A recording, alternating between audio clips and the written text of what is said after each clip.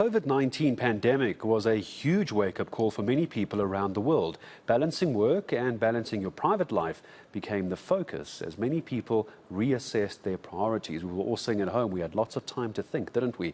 South Africa is certainly no different. That was the results of data from a survey that showed that almost 40,000 workers left their jobs in the past year. That's nearly 24 billion rand that has been spent on recruitment to try and fill those posts. So let's try and make sense of how we got here. I'm joined by the CEO of Gullan Gullan. It's Michael Gullan making time for us this Saturday evening. Hello to you, Michael. I appreciate the time from you here on eNCA. And I find it odd because I would have thought a lot of people would have done everything they could to hang on to their jobs during COVID-19. And here we're talking about a number of people who decided to rather resign. Were you surprised by the research?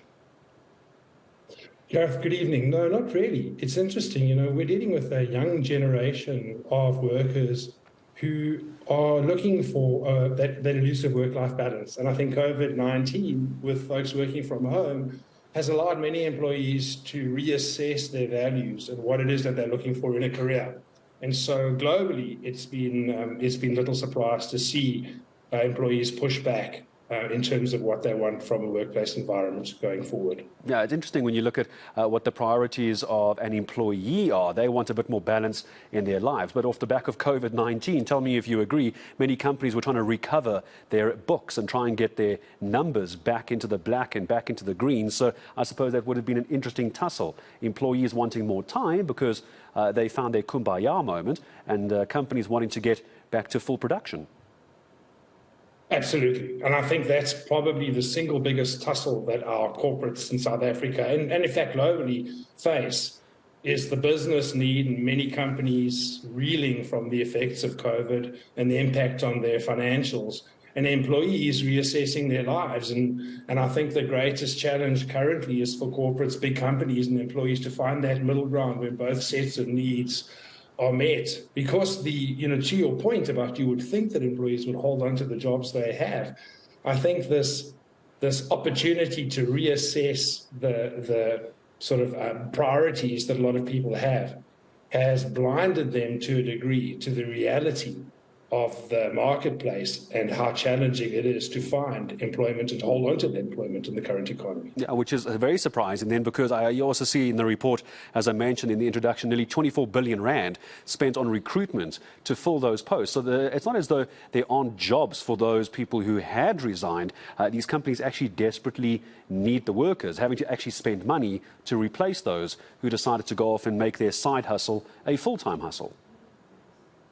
Absolutely, Gareth. I mean, doesn't that talk to the whole notion of quiet quitting, which has been so topical? But coming back to that 24 billion rand cost, I think the biggest challenge for corporates is not only filling those positions, but how do they ensure the sustainability of knowledge and the ability to ensure that the skill sets and the impact that employees have on the companies to drive profitability, to drive revenue, remain intact. And I think it's not only a challenge to replace employees, but it's to quickly train them up and to give them the skills and knowledge they desperately need to ensure that the companies remain profitable. How badly damaging do you think it was when everybody was having to learn to do their jobs remotely and do it online and from home? Because everyone suddenly became very good at doing online research, Teams, Zoom, which I think is what we're using this evening as well. A lot of people may have realized, Michael, tell me if you agree, that they can actually do any job from anywhere in the world. And I think that's what opened up a lot of their eyes. And I don't think many corporates were ready for that. They're used to having you clock in at 8 o'clock, clock in out at 5 o'clock in the afternoon. And I don't think corporates were ready for that. Gareth, that's an excellent point. And I think the biggest challenge is the cultural disconnect.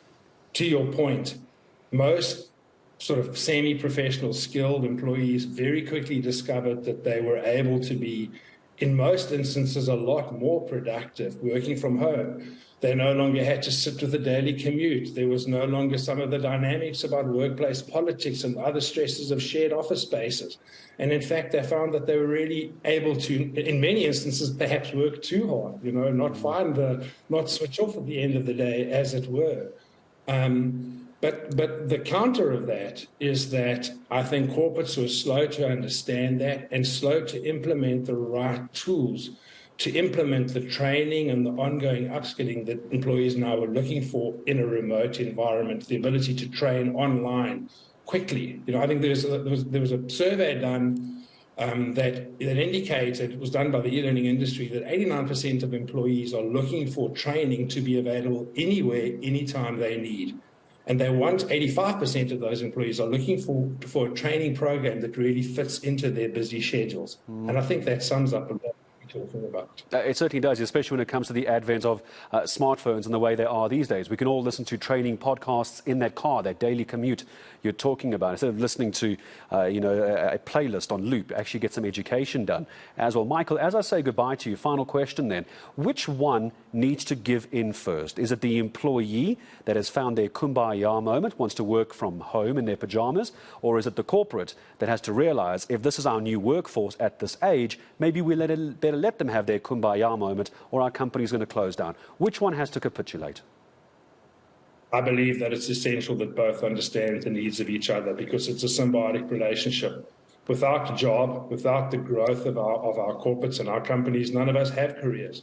And equally, the companies, without the growing, talented and enthusiastic workforce, don't have the ability to move forward. So I think there's a middle ground. It's the ability for each one to understand the needs of the other and to find a way to accept and accommodate both. Yeah, it's and certainly we're seeing most companies that are successful are getting that right. Yeah, I was about to say, I think a lot of companies overseas are realizing the way to move forward and actually not damage the bottom line. Keep the board happy, the exco happy, the CEO and CFO happy. As long as the work's being done, does it matter where it's being done at all? Michael, I appreciate your time. Always good to speak to you. Michael Gullan, CEO of Gullan Gullan. I'm sure Michael and I will talk again towards the end of the year as well, when we start finding out and wrapping up the year a couple of years after COVID. How have we adapted?